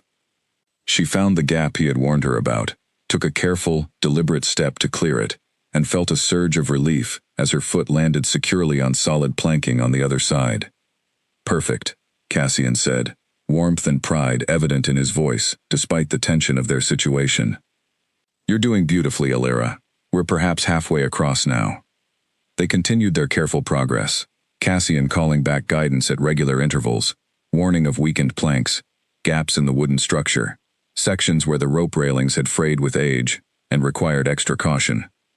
Alira found herself settling into a strange rhythm despite her fear, her trust in Cassian's guidance growing with each successfully navigated obstacle, the bond between them manifesting not through some mystical, undefinable connection, but through the simple, practical trust required to guide one another safely through genuine danger. It was perhaps 3/4 of the way across the bridge when disaster nearly struck. Alira's foot found a plank that gave way unexpectedly beneath her weight, the ancient wood finally succumbing to years of exposure and decay, and she felt herself pitching forward with terrifying suddenness, her balance entirely lost in the disorienting darkness of the blindfold. "Cassian," she cried out, her hands scrambling for purchase on the rope railings as her foot plunged through the broken planking. "I've got you." Cassian's voice came immediately, and she felt his hands close around her arms with fierce, steadying strength, hauling her back from the edge of disaster before she could fully lose her balance. "I've got you, Alira. You're safe. Just breathe, and let me guide you around the broken section." Her heart pounded furiously in her chest, adrenaline flooding through her system in the aftermath of the near fall, but Cassian's steady presence, his hands still gripping her arms with reassuring firmness, gradually calmed the worst of her panic. "Thank you," she managed, her voice trembling slightly. "I don't know what I would have done without you catching me." "You would have found your own way," Cassian said, though his voice carried the same shaken quality that hers did. "But I'm grateful I was close enough to help. Come, let's move around this broken section carefully. I'll guide your footing precisely." With Cassian's careful direction, Alira navigated around the collapsed section of planking, her trust in him now absolute after the near disaster they had just weathered together. The remaining distance across the bridge felt, somehow, less terrifying than the earlier portions, not because the danger had lessened, but because the bond of trust between them had been tested and proven in the most immediate, visceral way possible. Finally, after what felt like an eternity of careful, trembling progress, Alira felt solid ground beneath her feet, no longer the swaying uncertainty of the ancient bridge, but the firm, stable earth of the ravine's far side. Cassian's hands found hers once more, and together they removed their blindfolds, blinking against the golden light of the setting sun that flooded their vision after the prolonged darkness. The assembled witnesses had made their way around the ravine to observe the crossing's completion, and a wave of applause and approving murmurs rippled through the crowd as Alira and Cassian stood together, hands still clasped, having successfully completed the final and most dangerous component of the trial of Pax. Elder Rook approached, her expression, for the first time since Alira had met her, unguarded and openly emotional. "The trial is complete," she announced, her voice carrying across the assembled crowd with formal solemnity, despite the visible emotion beneath it. "Alira has successfully demonstrated, before witnesses from 6 allied packs, the genuine strength and legitimacy of her bond with King Cassian Blackthorn. By the ancient laws of our people, this bond is hereby recognized as true and unbreakable, entitled to all the rights and protections afforded to a king's rightful mate." The crowd erupted into genuine applause at this formal declaration, and Alira felt tears streaming down her face, overwhelmed by the culmination of weeks of fear and preparation, by the danger they had just survived together, and by the profound relief of finally having their bond formally recognized before the entire assembled representation of the allied pacts. Cassian pulled her into his arms, heedless of the watching crowd, and Alira sank into his embrace with grateful abandon, the fear and tension of the day finally releasing its grip on her exhausted body. "We did it," she whispered against his chest, her voice thick with emotion. "We did," Cassian agreed, his own voice rough with feeling. "Together, exactly as we promised each other we would." Charlotte Ashgrove was among the first to approach and offer formal congratulations, her earlier apology now reinforced by genuine warmth. The Voss sisters, too, offered their acknowledgement, though with somewhat more reserved formality befitting their competitive relationship to the outcome. Even the representatives from the Eastern Territories, initially the source of greatest concern regarding the political implications of Alira's revealed heritage, offered cautious but genuine congratulations, their earlier tension eased by the formal, undeniable legitimacy the trial had now conferred upon the bond. As evening fully descended over the castle grounds, torches and lanterns illuminating the courtyard where the day's trials had unfolded, Alira found herself surrounded by well-wishers, by Mabel's tearful embrace, by Garrick's proud, relieved smile, by the genuine warmth of a pack finally ready to accept her, not as a hidden secret to be managed, but as a legitimate member of their community, deserving of recognition and respect. But amid the celebration, her eyes kept returning to Cassian, standing nearby, accepting congratulations from the assembled nobles, with the composed grace expected of a king, though his gaze, whenever it met hers across the crowded courtyard, held a warmth and tenderness that spoke of promises yet to be fully realized, of a future finally within reach, after so many weeks of uncertainty and danger. The trial was complete, the bond was recognized, and for the first time in her entire life, Alira felt the genuine, unshakable certainty that she belonged, not hidden away in the shadows of a kitchen, but standing proudly in the light, beside the man whose heart had recognized hers, across a crowded ballroom, refusing to let the weight of politics and secrets keep them apart any longer. The formal announcement of Alira's status as the king's recognized mate was made 3 days later, in a grand ceremony that filled the same ballroom where their story had first begun, the very room where Alira had once been forbidden to set foot, where a single accidental glance had upended everything she thought she knew about her own life. The transformation of the space felt fitting, somehow, a full circle from the night she had hidden behind swinging kitchen doors, to this moment, standing at the center of the room, in a gown far finer than anything she had ever imagined wearing, with every eye in the castle fixed upon her, not with suspicion or pity, but with genuine welcome and respect. Cassian stood beside her, dressed in formal royal attire, his expression radiating a happiness that Alira suspected few among the gathered crowd had ever witnessed from their typically reserved king. Elder Rook presided over the formal ceremony, her voice carrying clearly through the grand hall as she recounted, for the assembled nobility and pack representatives, the full story of Alira's heritage, the circumstances that had kept her hidden for so many years, and the trial she had bravely undertaken to claim her rightful place. "Let it be known," Rook declared, her voice ringing with formal authority, "that Alira, daughter of Corinne and King Edmund Blackthorn, has been recognized under ancient pack law as the true and rightful mate of King Cassian Blackthorn. No longer shall she be hidden or denied the recognition and respect owed to her position. She stands before you today not as a secret to be managed, but as a legitimate member of this royal house, chosen not through political convenience, but through the undeniable truth of a bond that refused to be denied, regardless of every obstacle placed in its path." The assembled crowd erupted into applause, and Alira felt the weight of years of hidden shame and secrecy finally lifting from her shoulders, replaced by something she had never truly experienced before in her entire life: genuine, unreserved acceptance. Mabel stood near the front of the gathered crowd, tears streaming freely down her weathered face, pride evident in every line of her expression. Garrick stood beside her, grinning with obvious satisfaction at witnessing the culmination of the journey he had helped Alira prepare for.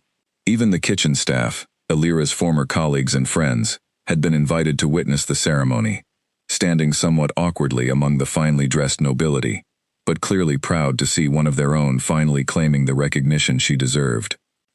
As the formal ceremony concluded, and the celebration began in earnest, with music filling the grand hall and servants circulating with trays of refreshments, exactly as they had on that fateful night weeks earlier. Illyra found herself pulled aside by Cassian, who guided her toward a quiet alcove near the edge of the room, away from the immediate press of well-wishers and congratulations. "I have something for you," he said, reaching into his formal jacket and withdrawing a small, carefully wrapped bundle. "I had this made specifically for today." Illyra accepted the small package with curious hands, unwrapping it carefully, to reveal a delicate silver pendant, shaped like a small flame, suspended from a fine chain. "It's beautiful," she said, examining the intricate craftsmanship with genuine admiration. "It belonged to your mother," Cassian explained, his voice soft with emotion. "I found it among my father's private belongings, hidden away with a small collection of letters he had written to Corinne but never sent, too afraid of the consequences of acknowledging his true feelings publicly. I thought you should have it, as a connection to the mother, whose courage and love ultimately led us to this moment." Tears welled in Illyra's eyes as she studied the pendant more closely, recognizing, somehow, a familiarity in its design that suggested it had indeed once belonged to Corinne, a piece of her mother's hidden history, finally returned to her after so many years of separation.